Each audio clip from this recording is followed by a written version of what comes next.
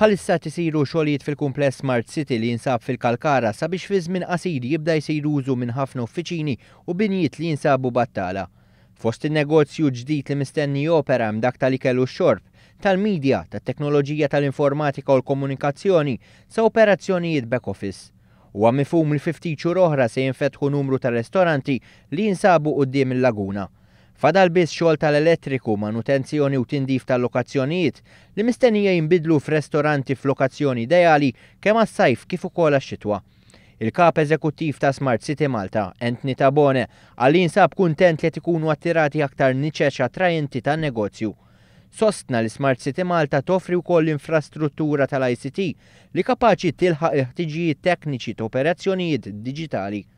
Għaldaqstant il-bini huwa mammar u lest biex jiġi okkupat bil-faċilitajiet u s-servizzi diġà installati li jippermettu lill kumpaniji biex jibdew l-operazzjonijiet tagħhom mill-ewwel bi sforz u investiment mill-inqas.